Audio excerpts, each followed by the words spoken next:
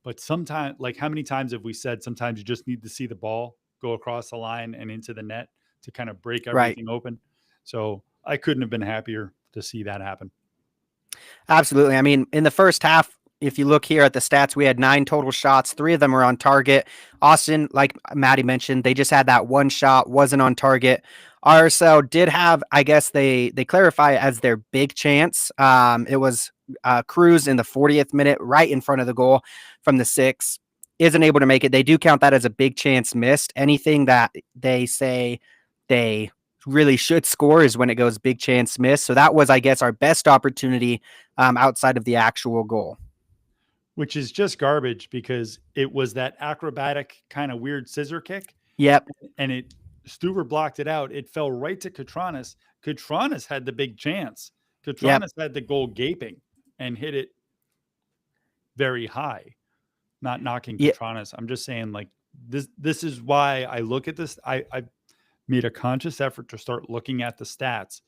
But when I look, I'm just like, who's compiling these things? Who decides? Because Katranis had a better chance to score than Cruz did there. Right. And it being only For 0.12 XG is a bit interesting when it was he me. had a wide open chance. You put that on target, it's probably a goal.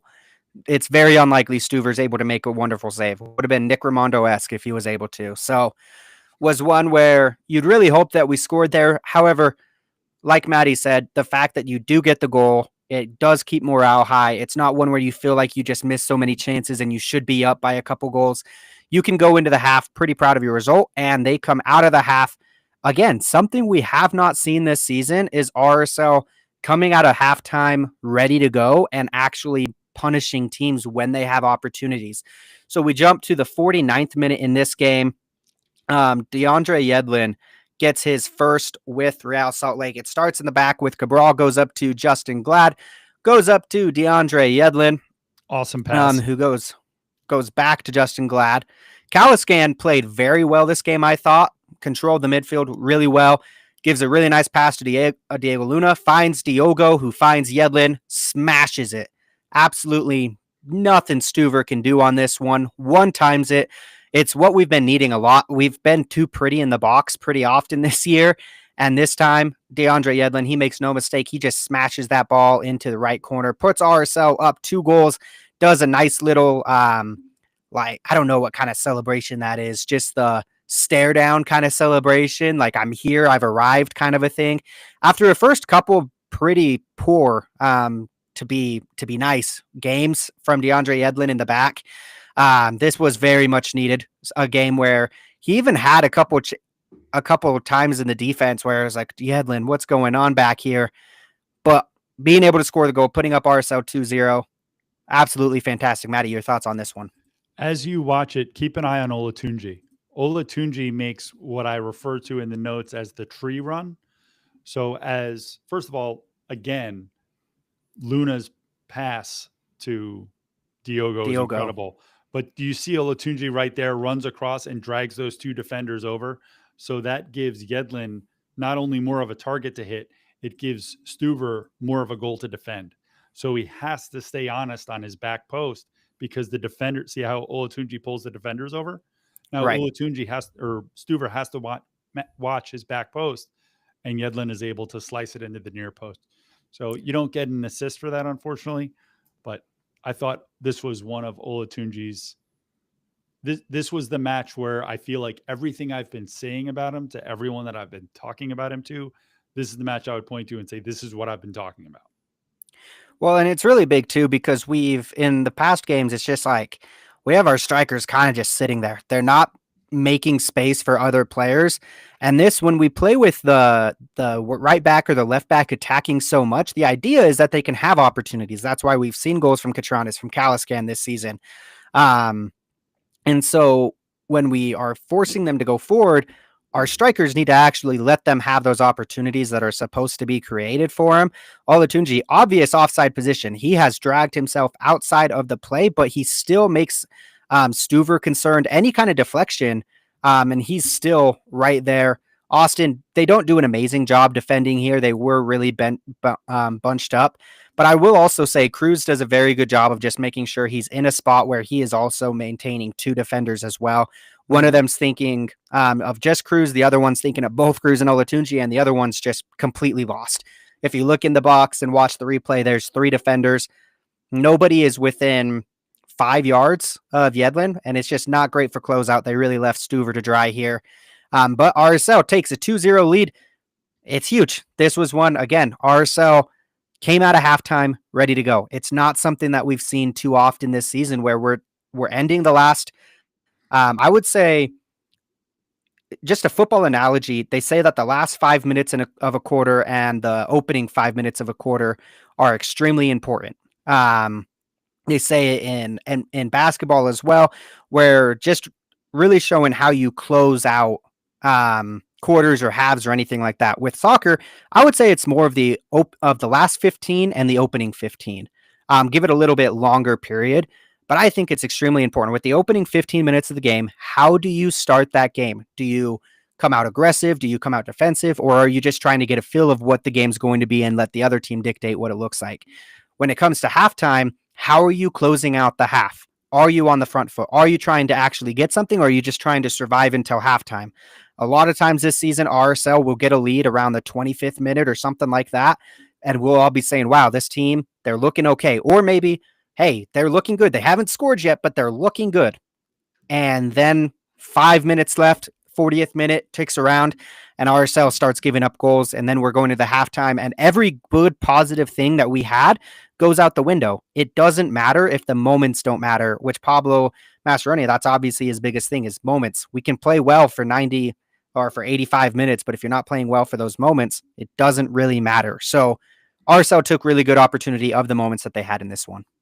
In what we saw, if you think back to the last match we played against Austin, RSL scored a goal, which is awesome. I love a Willie got a goal, but they couldn't get the second goal. And then in injury time, they gave up a goal. So 3 points turns into 1. And it's obviously great for Austin. They feel like they snagged the point, but for us, it's 2 points dropped. Love seeing RSL get the second goal right out of the gate. Hey, don't even get your hopes up, fellas. We got this. Might as well keep those guys on the bench, but they didn't. And to your point, if you look at the stat sheet, I mean, when you're down 2-0 in the second half, you would think that the team would be pushing for goals. It was still a very balanced second half. RSL did a very good job of not taking their foot off the gas in this one. When you look at this, Austin had 6 shots in the second half compared to RSL's 6 shots. They did dominate possession, but it was meaningless possession in the second half. Only 0.31 XG in this one. They just didn't generate very many good chances. They did have the goal, of course, that we'll talk about, but outside of that, they really didn't force Cabral to do too much in this one. And it was a really well defended match. I thought the midfield played really well. And if we're going to just go ahead and jump to someone who was everywhere, I am so glad he got his goal because he absolutely deserved it. He was everywhere in this match. If we jump to let's see here, it was the 82nd minute. RSL up 2-0 still. Started the back with Justin Glad, goes up to Caliscan, who finds Diego Luna. Diego Luna, the vision around this one, when you go back and watch this, just go back and look at how many players are closing in on him. There are 4 players in the midfield. 2 of them are really close, but the other 2 are actively closing in on him. Olatunji is on a very fine line. And when you just have a screenshot, I guess, of the 81st and 47th second, 81st minute, 47 seconds, go in, find that, and look at where the angle is supposed to be for the pass. The Austin player completely guarding that angle. The center back is in line with Olatunji. He looks like he might be offside. Diego Luna with the nice new look, blue hair. I wonder how many new looks we're going to get, but this time he went blue hair. Just takes a really nice step inside to create some space. The defender that was on him, the midfielder, wasn't able to get with him. If you look at the replay, you'll notice it's Austin's left back who keeps Olatunji offside. The center backs both push up, which allows Olatunji to have a free run after Diego Luna very cleverly just passes it along with his left foot. It's not too far for Olatunji. That speed, he was able to go ahead and just tap it right over Stuver into the back of the net. Does the sweet celebration. Absolutely love it from Olatunji. It's one where when you have guys who are so pivotal to this team, creating opportunities, like Maddie said, doing the dirty work so that other players can have opportunities, it feels that much better to actually see them score. Olatunji is a guy who every time he's been on the field for RSL, it absolutely looks like he wants to be there, like he wants to play, and like he's fighting for every opportunity that he has. And that's just something that it's hard to come by, especially from the 9 position. It feels like the 9 position. Sometimes guys just don't want to give it their all, especially if they're having to do some dirty work and not get those opportunities. Absolutely loved what we saw from Olatunji here. Maddie, what did you think about this one? Number one, I mean, not to just make it all about Luna, but if you watch his pass, if you watch the replay from behind, he's actually not looking at Olatunji when he makes the pass. Yep. He looks off to his left to open a little more space and then hits a no look pass. And then as far as Victor goes, or he prefers to be called Olatunji, I love that he's defending in his own 6-yard box. He covers every blade of glass. He's always smiling, but intent on what he's doing. He just really gives that big Vic energy. I absolutely love that. I love the Big Vic energy as well. Make sure to go back and watch the highlights because Diego Luna takes that nice, really touch inside. Maddie, you pointed this out at me. At first, I didn't see that it was a no look pass. That no look pass, when I went back and watched it, it opens up the space. Again, that ball might have been too far for many other players. Olatunji, he doesn't give up. Sometimes you see players give up on those balls too. They say, I'm not going to get there. Let Stuver go out and take it. Olatunji doesn't do that. They did mention on the broadcast he prefers to be called Olatunji instead of Victor. So we'll continue with that this season. We don't have this on the highlights or anything like that for those watching on the YouTube. But my favorite moment of this game, Maddie, you sent it to me video, but I wasn't able to get it uploaded. So I'm sorry at this time, whatever it was wasn't working. My favorite moment of this match was when Olatunji was subbed off and he goes over to Pablo. He's getting a massive celebration from the fan base. Very well deserved. It's been a while since we've heard that kind of celebration for a player other than Diego Luna. Savarino got it, Chicho got it, but it's been a while since we felt that players played so well that they deserved a stars celebration as they came off the pitch. And Olatunji absolutely deserved every bit of applause. He goes up, almost knocks over Pablo, and that's what I love it. He just cares a lot. You can see it in his face. You don't see this with very many players where it shows this means a lot to me. It means a lot to me to come to Salt Lake, to come and perform, and to be a great player. And you can see how much it means to everyone. And also, that kind of mentality, it doesn't just stay with Olatunji. You can see Pablo take on that ferocity. We've seen a lot more mellow Pablo at times this year. Not this time. For ferocity Pablo, we see the entire bench is going crazy when he's coming off too. Like, that kind of mentality of I'm going to score, I'm going to take over this game, I don't care kind of a thing. Even if he's not scoring, we've been asking that all season from our other DP, and it hasn't been provided. And now we have Olatunji, who's here providing the Big Vic energy and just absolutely being a menace on the field. So love that from him. Love everything we're seeing so far from Olatunji, my player of the match in this one. We will have to talk about one unfortunate part in this game. It wasn't a perfect match. This is my fault. I'll take full blame. I was looking up RSL's previous, most previous shutout because I was like, oh, it's been a while since we had a shutout. As soon as you start doing that, I didn't tweet it, so I thought I was safe, but I did start looking it up. So this is my fault. Austin in the 92nd minute, they put a pass up to go ahead and try really anything. They weren't pressing too hard, but there were 6 minutes of injury time in this one. It was a really nice ball floated from the Venezuelan midfielder, Pereira, who's kind of had a weird season with Austin. For those of you who's just kind of been I don't know why. I've been watching his career quite closely because he was really good when Austin was a top team and kicked us out of the playoffs a couple years ago. And it's just been a little bit downhill from there. He's not getting as much playing time with Austin as it usually did. But it's just a very nice chip right over. RSL caught flat-footed. DeAndre Yedlin who looks like the one closest to it, although in the show notes, Maddie had a part where I laughed at it. So I'm going to say it on. Piol, what was the exact words? Piol watches, what was that last word you used? The way I reviewed the goal was I said womp womp. Savovich heads it down and threw Rafa's bottom hand because you can't knock Rafa for giving up a bad goal with as many times as he has saved RSL's bacon all year, but this is a pretty bad goal. It Yeah, literally touches his bottom hand and then goes between it and his body. It was just one that 999 and a half times out of 1,000 he saves. And this sure. one just, tricked him and squirted through. It's the life of a goalie. What are you going to do? But Savovich is there all alone. And what I said is that Yedlin's trying to catch up to him while Ari watches attentively. Yes, that's what I loved. And when you look at again, just the screen grab of right before the ball is placed, they like to do this for the offside angle. So I like to go and see where the players are positioned as well. Caliscan is probably closest. However, Caliscan also has to account for the two players, one at the top of the box and the farthest one, 14, at the top left of the box. So he is pointing at the player. He's aware of him. It didn't really seem like Pio or Yedlin was there. I said Glad was defending air last week. This time Pio was defending air.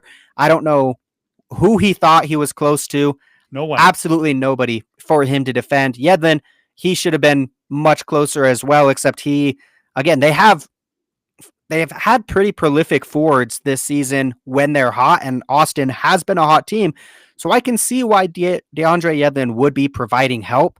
Of course, you'd still want him over there. I do put this one on Yedlin, Pio, and of course, Cabral for letting this one go through. However, while it's frustrating that it wasn't the perfect shutout game 3-0 as you would want it to be, this was a garbage time goal. Austin wasn't able to get anything from it. Goal differential, when you look at the standings for RSL, shouldn't actually come into play, knock on wood, because RSL they don't draw games.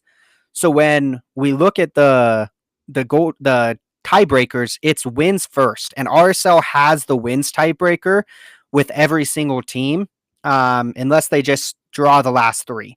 So if we draw the last three, we're most likely not going to be in the playoffs regardless. Yeah. However, should we do what we need to do and win 2 out of the last 3, we'll have the wins tiebreaker. So goal differential, it's awful for RSL at -11, but we don't need goal differential. It won't come down to that, because RSL is tied at 11 wins with Colorado. However, we play Colorado, and we'll preview them in just a moment. If we lose to Colorado, it's likely wraps. We're most likely not going to make the playoffs. And then we're not going to be close with Portland unless they just lose out, which again, we'd have the goal differential if we do that. And then San Jose, they have a win less than us. So if we're going to get close to any of them, it's going to be by us winning games. And if we do that, we will have the first tiebreaker. So RSL does defeat Austin 3-1. That was the first step in the final 4 games where we said are all must win. You probably have won. They talked on the broadcast. They say you need 9 out of 12, essentially, is how Pablo is viewing it, is how RSL is viewing it.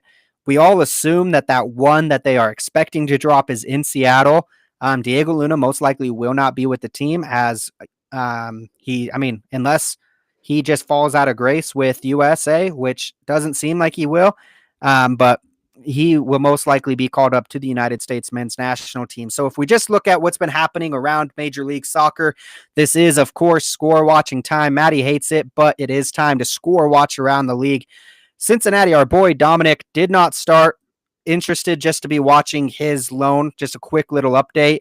Their young Venezuelan player, Ender Echenique, I'm going to say. I'm not sure. He started the last 2 games for Cincinnati at that spot that Dominic would have been starting at. I think that we'll get Dominic back immediately after the season. He's not playing bad, I shouldn't say, because I haven't watched him too often, but not playing too much, too well to get anything from Cincinnati. And Maddie, I apologize. Before we moved on, I forgot to ask, did you have anything else that you wanted to talk about, Austin, before we move on to around MLS? Just a couple of things, because I know I hate to just talk about the score line. When we talk about the matches in the game or the moments in the match, in the 62nd minute, Austin made a quadruple sub and they brought in all those guys who usually start: Owen Wolf, Bukhari, Uzuni, and Berea. And they made a difference, and Austin started controlling the game and having meaningful possession and actually trying to get goals. The reason I was so upset about the 92nd minute goal is because 2 minutes later, we almost gave up another one, or Yeah. 4 minutes later in the 96th. Robert Taylor gets free and he gets a strong shot off from the top of the box, which Rafa gets down and he keeps both hands on it. But if he didn't, I actually sent a screenshot and said, look, here's our back line. It's Jaglad and Yedlin against 3 Austin players. Why can't we close out a game and be aware that we need to protect that back line? We give up 2 goals in injury time. The wheels are falling off. Somebody's getting a red Right. card for doing something stupid, and they're probably going to get a penalty, and it turns into a draw. Sure. The match has to be respected the entire time the ball's in play until the final whistle, and I was disappointed to not see that. And I know that I'm not alone, because if you watch just the last minute of play, Luna is still sprinting full speed at Stuver, trying to get the ball off his foot. That pressure makes Stuver hit a ball, long ball over the midfield stripe, but it's not as accurate as he usually is. Vera wins it. By this point, Luna has gotten almost all the way back to the circle, and Vera plays it to him. Vera makes another super nice pass to Arioff Piol.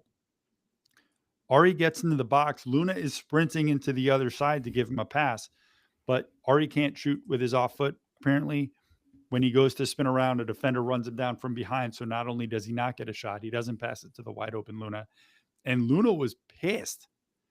And that's what I want to see. I want to see 90 plus stoppage of Yeah. complete focus on what we need to do. Because while Austin was one of the hottest teams coming in, we were a little bit fortunate that they were rotating to some extent, but that doesn't mean they're not a dangerous team. For And sure. this could have gone a whole other way. RSL needs to win out to really have an awesome chance at the playoffs. Obviously, like we've done the math a billion different ways. What I did most recently, I think I did this yesterday. I looked at the last 5 years. The last playoff spot in 2021, because what's the point of doing the COVID year, was 48 points. In 22, it was 47. In 23, it was 44. In 24, it was 47. Last year, it was only 38. So that's obviously an anomaly. Average 44.8 points will get you into the playoffs. RSL needs to win out. If they do not close out the game meaningfully, paying attention, and when you've got, so what I kept saying when we were talking about LA is it's tough when you're chasing the game. RSL wasn't chasing the game. They were protecting a 2-goal lead. Having a mismatch on the defensive line in injury time is criminal with that game state. Yeah. To me. So I'm very happy that the boys won. Obviously, it's and by the scoreline that I predicted, by the way. But I am equally glad that Pablo and Ant and Nate and the coaching staff are going to have plenty of meat on the bone when they get to film sessions, because the result feels great, but improvement needs to be made to make Right. the playoffs and then to make a deep run. And I hope that that happens. And to what you were saying, this makes it 7 straight without a clean sheet. The last clean sheet that RSL had was against Querétaro in Leagues Cup. If you want to go in league play, it's 10 matches. And the last one was against Portland, July 16th. So this would be a great week to get a clean sheet. That's what I'm saying. Absolutely. So one more, I guess, point that I want to take. You talked about substitutes. I realized we didn't talk about our substitutes. I thought Tyler Wolf came on, played very well. I really liked his energy. I liked his defensive presence. This is a guy that I want to continue seeing play. I thought it was really cool, him and his brother going up against each other. I always love seeing that, but I've liked what I've seen from Tyler Wolf this season on a cheap contract like this. I think he is worth keeping on the bench, and that's why I like when players aren't performing well, you give other players on the fringes opportunities, because even if we don't make playoffs or whatever, you start to see things from guys. And Maddie and I have talked about it all season, LD as well. We just want to see guys who are going to be here for more than just this season. And we want to see guys who, when they get their opportunity, they take it. And I think we've really tried to not go on too much about Piol because of his age and because of him being thrust into a position that wasn't planned for him. However, the opportunities are there, and it's not about what do you do when you're in the final 18. It's what effort are you showing that changes my opinions, which obviously they don't matter, but that's what I want to see is effort from guys. Tyler Wolf, he has that effort. He might not have freakish athletic ability when you're comparing him to other guys, but he does make a difference. He does come on and help close out games, and I do believe he also helps the right back be able to make a different move. And he's very different player from Diogo, so he provides something different attack, and he's more of a natural winger instead of that 10 winger that we play with Diogo when he's on that side. I did think it was interesting that Pablo Ruiz did have a healthy scratch on this one.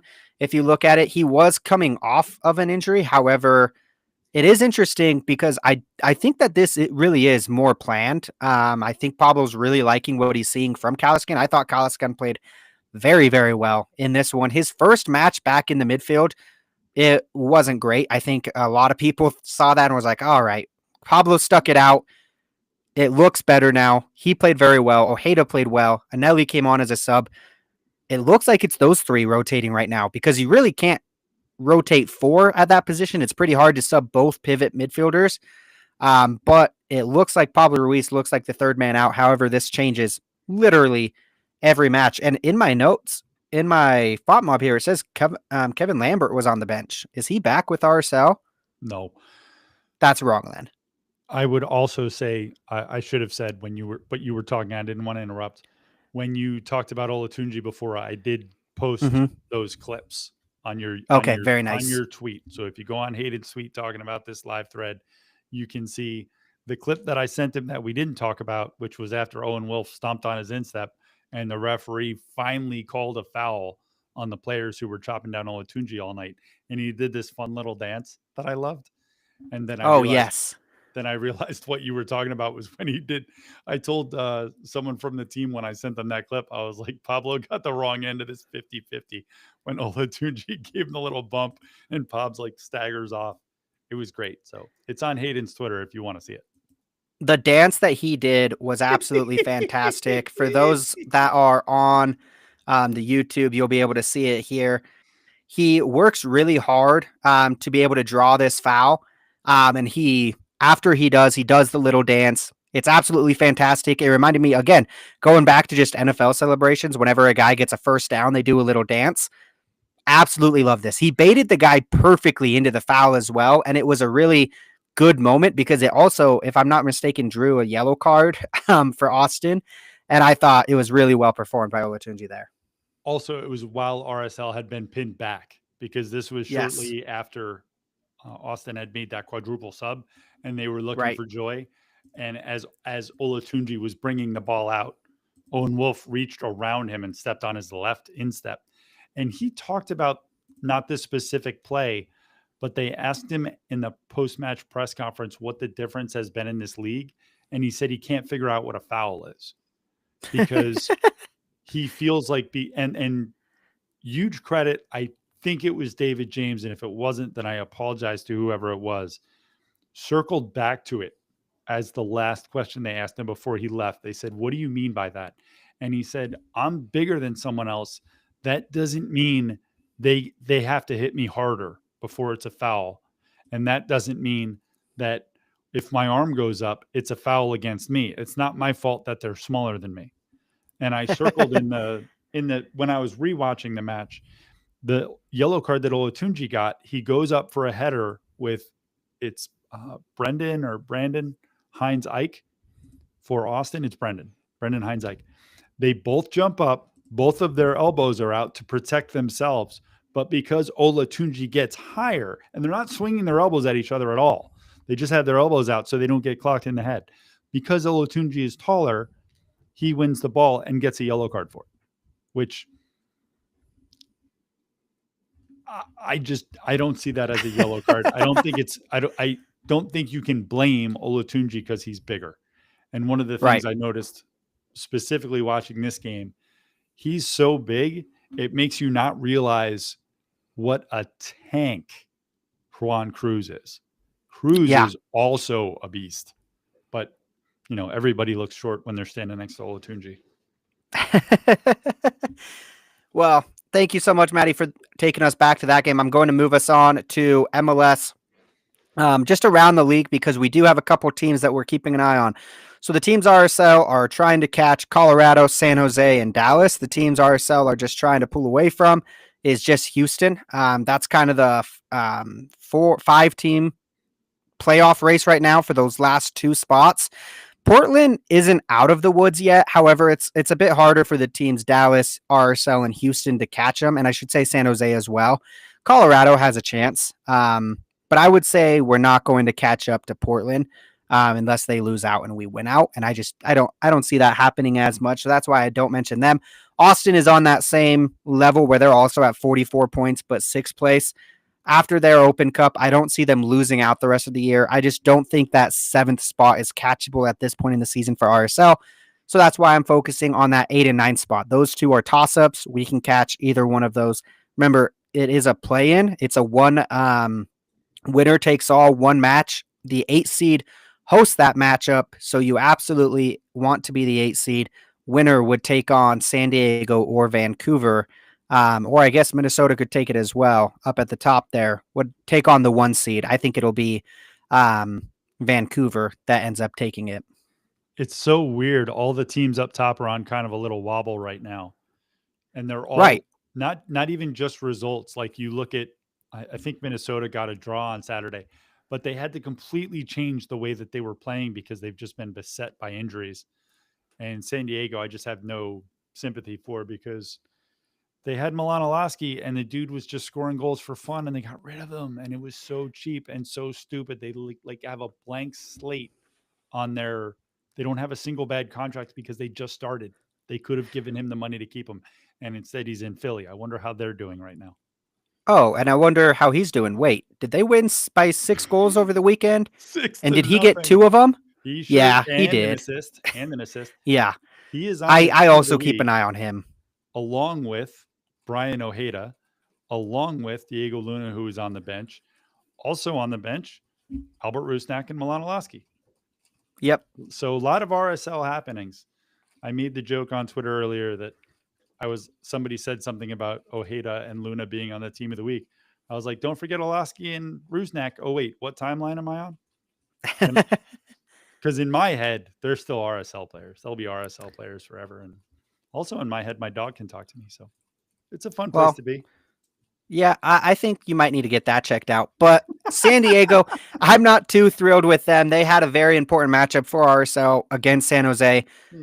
They were not able to get it done. San Jose gets the 1-0 result against San Diego. Absolutely massive result for San Jose. This was a match where I really thought we were going to overtake them this week. And San Diego gave us the middle finger and said, no, you're going to have to try again next week.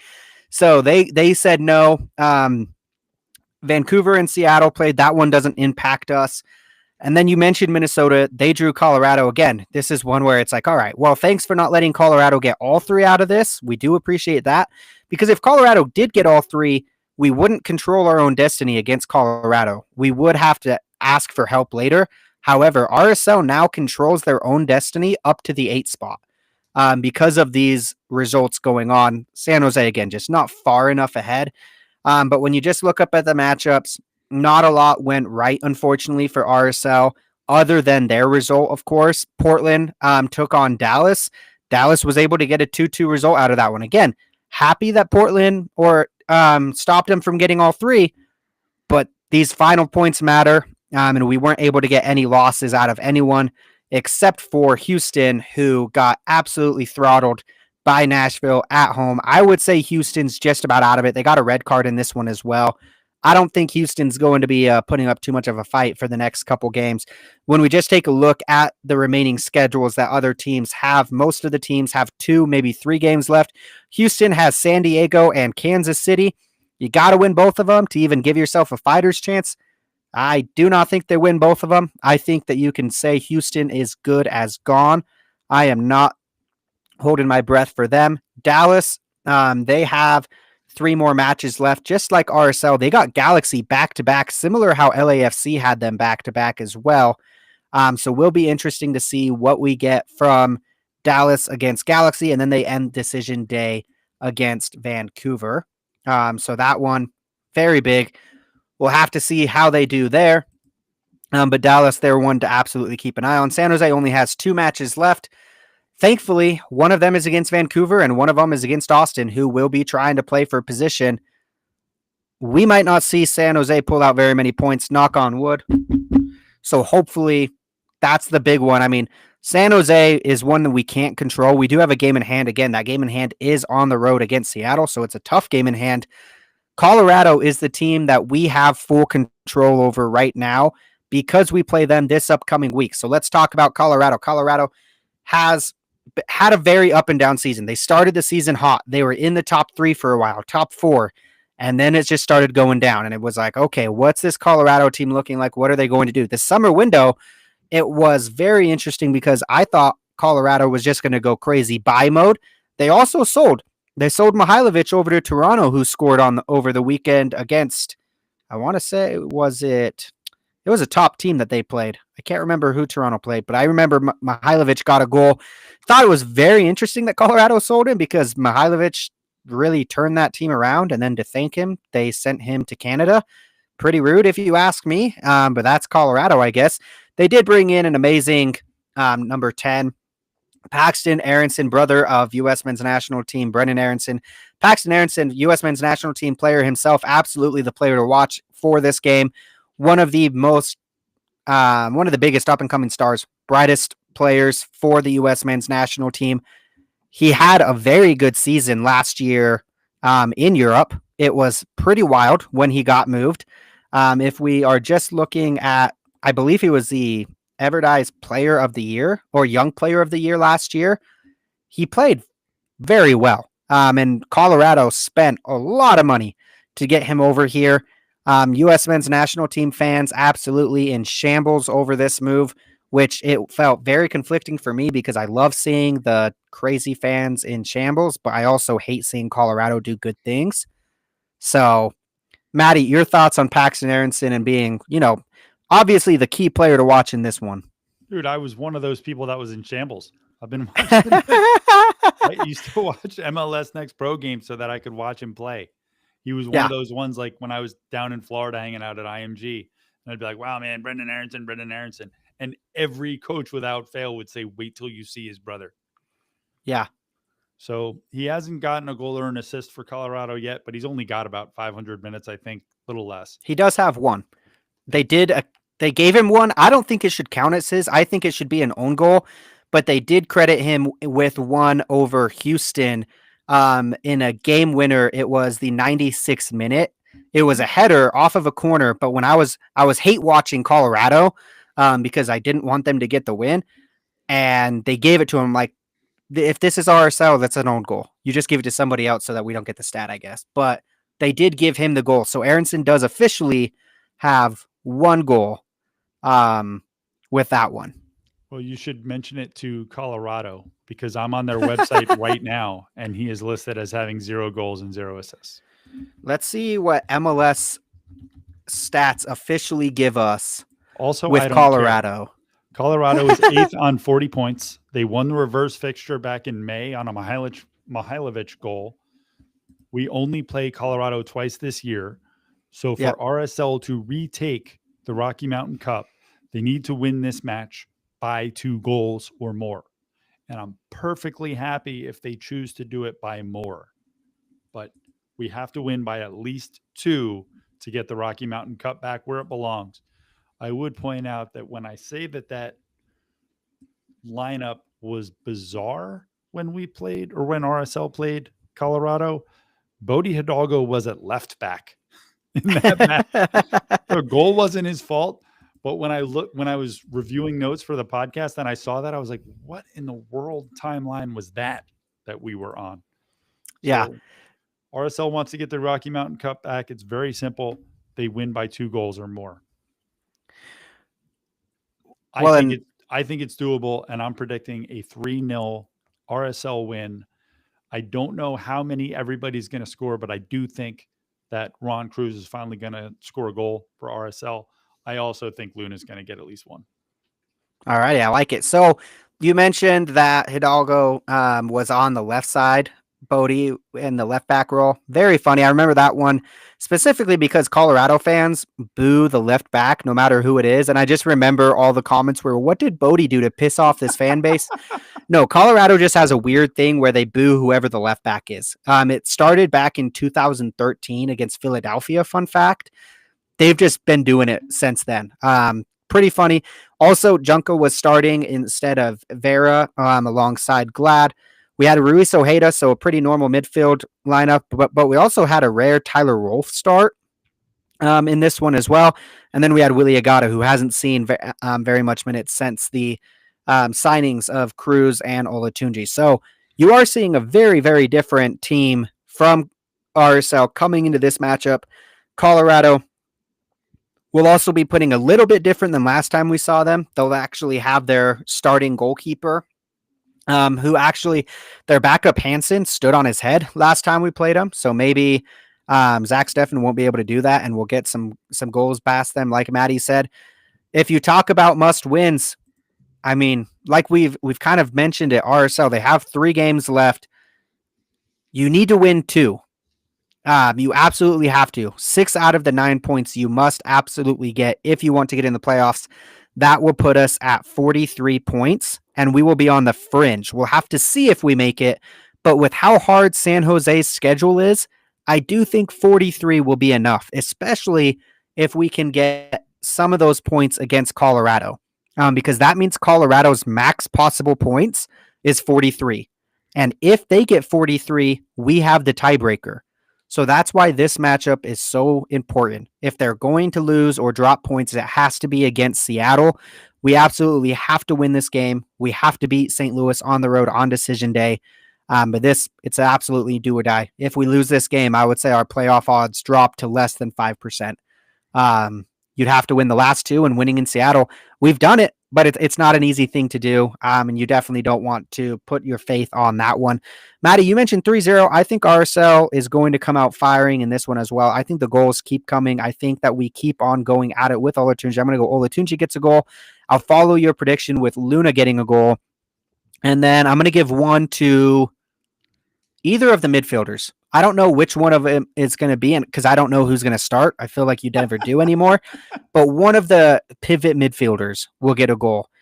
Diogo is going to get an assist, though, I think. I think Diogo will have himself a fine game. And then hopefully in this one, I mean, Pablo likes to roll back lineups after they have a good win. So I would assume we see a very similar, if not the exact same lineup that we saw from the last game. The only change I could possibly really see is maybe switching out Caliscan for Anelli. But other than that, I mean, or maybe Anelli for Ojeda. Those 4 midfielders, I could see any 4 of them starting, and I'm not going to be shocked at all. This is the last home game for RSL this weekend, October 4th, 7:30. This is the last time you'll have a chance to see your team unless we get a home playoff spot or we win that play-in match and we get to host the number 1 seed in that first round. So last chance to see RSL. Make sure to go see this. We need to win by 2 goals minimum. Maddie, does scoreline matter? So 2-0, 3-1, 4-2. It doesn't matter, just 2 goals. Correct. Because they beat RSL 1-0. So RSL has to overcome that goal and then win. Because the way the Rocky Mountain Cup works is the winner, if it's a tie, it doesn't matter where the goals were scored at. It just stays with the team that won it the previous year, right? If it's a tie, it's the team that won the previous year. Right. So Colorado won 1-0. If RSL wins 1-0, it goes back to Colorado. If RSL wins 2-1, it would still go back to Colorado because the goals would be tied. So RSL has to win by 2 goals or more. Okay. So 3-2, for example. It doesn't matter. There's absolutely no scenario that can win with 1 goal. Right. If it's 3-2, it's Colorado's cup. RSL has to win by 2 goals. And this is something that I would love to see RSL really care about this season. If we do end up winning by 2, I want them to go crazy, just like Colorado did to us last year. It's Colorado, respect for them. As much as I hate them, they have shown how much this is a priority to them. They've shown how much they care about this cup. And it's really put a challenge, I believe, to RSL to say, hey, we're here. Do you care? And now it's RSL's turn to say, yes, we do. The fans need to go crazy for this game. You have to show up. You've got to be there for the team. Colorado's, their supporters section, say what you will about those corners that could never get filled. Their supporters section, they are very good. They had a very nice tifo. I don't hear no bell last year. I was in Colorado for that matchup. Gomez had an absolute nasty goal, like he always seemed to have against Colorado. And then we had a lightning delay, and it went downhill from there. Hopefully, this matchup doesn't have any lightning. Dress warm. This is in that October chilly season, 7:30 p.m. The lights will be dark, and it will be time to see Real Salt Lake. But I am also predicting 3-0, like Maddie. We also have your last chance to watch Real Monarchs this weekend. On Sunday, they're going to be playing in Harriman at 2 o'clock Mountain Time. They went on the road to North Texas, who won the MLS Next Pro Cup last year. Monarchs went down 1-0 in the 6th minute, but that didn't matter because Jesus Barea scored a 6-minute brace in the 25th and 31st. He is now leading the team with 11 goals on the year. He was the 19th pick in this year's Super Draft. Maximus Jennings, who was the 76th pick in 2024, scored a header in the 56th minute off a corner. And Lineker Rodriguez, who was the 29th pick in the Super Draft this year, scored in the 60th after the keeper parried away a Hezarkani effort. He just kind of tapped it in. So the Monarchs won 4-2. Lineker also assisted on Barea's second. I'm just pointing out all the amazing plays made by draft players because Hayden thinks that the draft is stupid, and I massively disagree. This will be the final regular season match for the Monarchs at Harriman. Please go and support them and thank them for getting them back into the playoffs for the first time since 2019. They are currently sitting in 4th in the West on 48 points. They will not be able to catch up to St. Louis City 2, who have 64 right now, I believe. But the Monarchs can absolutely jump as high as 2nd with a win and then some help in the other game. So go watch them play Vancouver too. Tell us what time and what night again. 2 o'clock on Sunday. That match will be at Harriman unless the Monarchs change their mind and decide to move the match over to America First Field, which is always what I would prefer. I'd much rather watch them play on grass, but it's not up to me. No matter how many times I voice that opinion, I just keep hearing that they don't care what I think. It's so bizarre. Also, just to put a button on it, because otherwise I'll text you at 2 a.m. You asked earlier who Toronto tied. I'm not surprised that you don't remember who they got a draw with, but I bet LD would know. I like it. I like it. That's actually who I was thinking, but I was like, it was a big team. Also, people talking about RSL Colorado, we've talked about this on the podcast a couple times.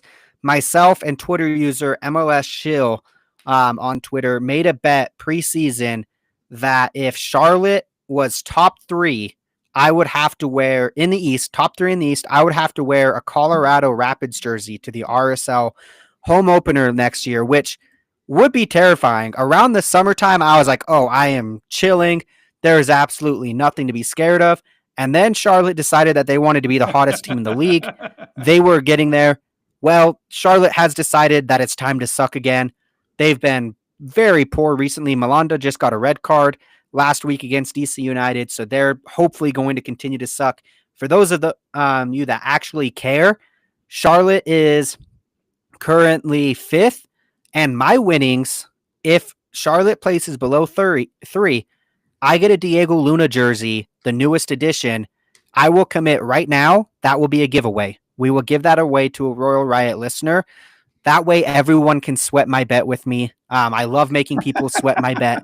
So go and root against Charlotte. We have no reason to hate them, but we are going to absolutely root against them. They play DC United and Philadelphia to close their season. I have a reason to hate them. Oh, you have a reason? Why do you hate them? Do you not remember when RSL played them a couple of weeks ago and Wilfred Zaha grabbed Emeka Nelly by the neck and threw him on the ground? That's fair. Yeah, I mean, maybe that's why they're being punished right now and sucking. Nothing but pain and misery for them. Also, this has never been reported, but just so you know, that punk came out and was trying to spy on RSL's training. Yeah. when RSL was warming up the day before the game. He's over there with a baseball hat watching them so he can figure out what the assignments are. Yeah, I got zero love for Charlotte, man. Although, And Charlotte took a shot at us when they came in as an expansion team, brought in, was it Swiderski that they brought in and said, oh, this isn't going to be, you're not, Salt Lake City's not that tough or whatever. And then he was a total bum. So that made me happy. well, I will say that their comms team is incredible, and I'm looking forward to going out there for the All-Star game next year. But as far as the players go, I like Tim Ream, but that was a handball. Yeah. Before Well, we sign off, ladies and gentlemen out there in podcast land, let's all raise a glass, whatever we have in front of us, to one of my favorite people on the planet, my co host, Hayden Nielsen, who completed his bachelor's degree today at WGU. thank you. He is studiously not looking at the camera, but I am raising my WGU coffee cup that I got when I did my bachelor's degree at WGU several years ago. So, congratulations, Hayden. I know that was a lot of work. You will not tell the audience how much it sucked, but I will do so for you. I enjoy and raise a glass to your stick-to-itiveness and your ability to get it done, stay on a timeline, and do those stupid papers because I well remember how much they suck. Congratulations, Yes. buddy. You deserve it. Thank you so much. I really appreciate that. Feels good to have it off my chest. We'll never do school ever again. Ever. There is nothing that could ever make me do a master's degree or anything else. I got the stupid bachelor's. I got the stupid piece of paper.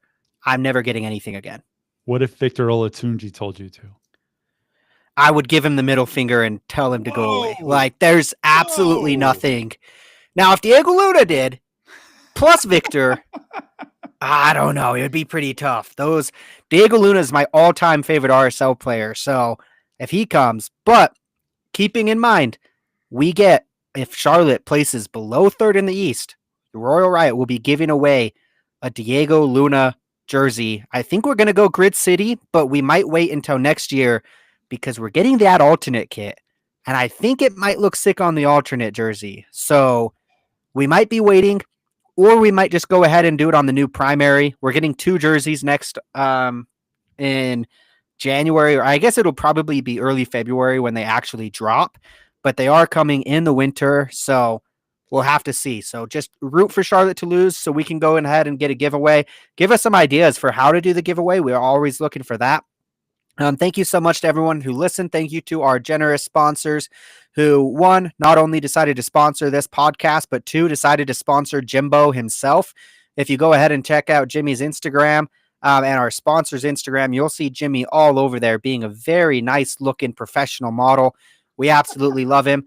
LD, we absolutely miss you. Prove that you're listening this long by sending us a text. Otherwise, you are a hater and I hate you. And the Rams will lose their next game if you do not send us a text. Make sure to check out United States playing Thursday, October 2nd, 2 p.m. Mountain Time, then playing Sunday, October 5th. You better be watching this game in Harriman on your phone while you also watch the Monarchs because it is at the exact same time that the Monarchs play. Go on, cheer our boys Zambrano, Gozo, Monarchs, and then make sure, of course, the big game, RSL versus Colorado, 7:30 p.m. Saturday night. Maddie, go ahead. Cheer on Gavin Beavers if you get a chance. Yes, if he gets to play. Pulled back to Barcelona, so Gavin Beavers was not with the team in Chile for the match today. He's still on his way from Denmark, but he will be there and available for selection. So I know he's not an RSL player anymore, but like I said, they're always RSL players for me, especially when they come through the academy. Well, and players that come up through RSL and go to Europe are players that we especially want to do well, even more than just those MLS guys, because it shows that we can develop guys and get them to Europe, which will bring us more players. But we're not going to get into those weeds. We're going to end the podcast here. Make sure to join us next week again, Monday, 7:30 p.m. We will be recapping the match against Colorado, previewing the upcoming match against Seattle, and we will see what kind of position RSL is in on their chase to the playoffs. Again, thank you so much for listening.